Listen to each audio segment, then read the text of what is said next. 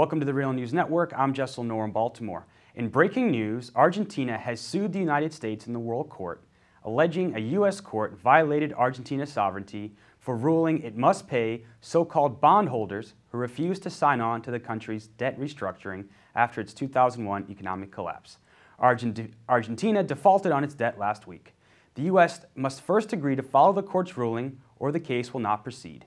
But our next guest says today Obama could instantly and easily solve this problem by a simple gesture. We're now joined by Greg Palast. Greg is an investigative reporter for the BBC and The Guardian. He's the author of the New York Times bestsellers, Billionaires and Bandits, The Best Democracy Money Can Buy, Armed Madhouse, and Vulture's Picnic.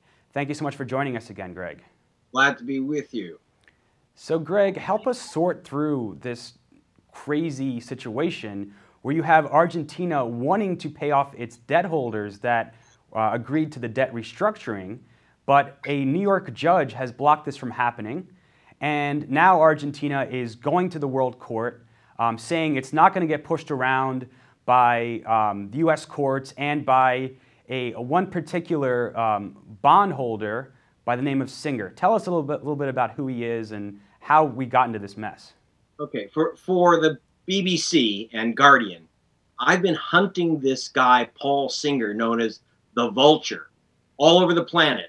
Up the Congo River, Peru, Argentina, and Detroit. Okay, this guy is called the Vulture for a good reason. I didn't give him the nickname. He's called that by everyone in the banking community.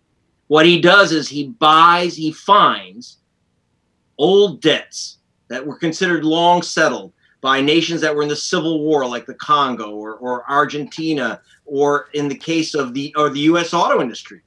Okay, and what he does is he then, after a deal has been worked out, he waits about 10 years, and then he suddenly shows up and says, "Hey, wait, you owe me." Well, how much? Oh, say 10,000% more than I paid. In the case of Argentina, he bought a bunch of bonds, about $30 million worth.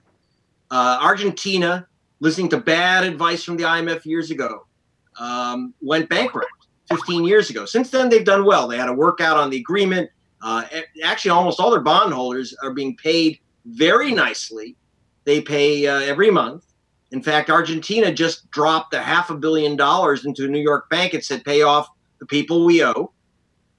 But the Vulture has swooped down, Paul the Vulture Singer, and said, remember those $30 million in bonds that I have? Well, I want you to pay me $3 billion. I want to repeat that. He's got $30 million. He wants $3 billion, 100 times what he pays.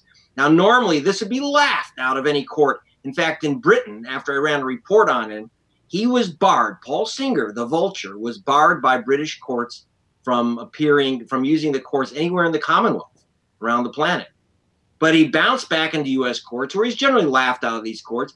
But we found this 84-year-old judge named Grisey, appointed by Richard Nixon, an old Republican political hack who's, you cannot remove senile judges from the bench, by the way, under the U.S. Constitution. They're there for life, and it seems beyond. And he said, oh, you got to pay the Vulture absolutely everything he wants. And not only that, but Argentina is not allowed, you'll love this, Argentina is not allowed to pay off all its other creditors, any of its other creditors, because it's got the money. It's not allowed to pay off anyone unless it gives Paul Singer, the Vulture, everything he wants. It's insane.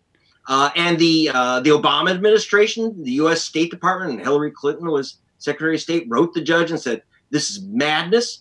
This is devastating to our allies. And plus, every single workout we've ever had, like any crisis we've ever dealt with, the Greek Euro crisis, anything, we can't have people suddenly pulling out of the woodwork and saying, wait a minute, everyone else has gotten out of the way, but now pay me. This guy, the reason why he was barred from British courts is that he stopped. We had eliminated the debt of the Republic of the Congo. The American taxpayers and European taxpayers forgave that debt. Then suddenly this guy shows up and says, well, since everyone else's debt has been forgiven, you can now pay me. And he took $10 million worth of bonds and got like $200 million. He took the money, this Paul the Vulture Singer, that was designated for ending a cholera epidemic. So he's been barred from European courts, but not in the United States. And this is one of the problems. This is why Argentina is now going to the World Court. But the problem is, in the meantime, because the judge has said, and this is insane, insanely weird. And I can tell you this because, I went to law school. I went to the law school where Obama taught, University of Chicago. And I can tell you it's like completely off the wall that the judge has said, you cannot pay the other creditors until you pay this guy. So Argentina's in default, not because they don't want to pay. They've actually written checks. But Argentina is in default. This is causing a massive crisis, tremendous hardship for our ally. And Greg, the judge has even threatened to hold the banks where Argentina's money is being held in contempt of court if they transfer these funds.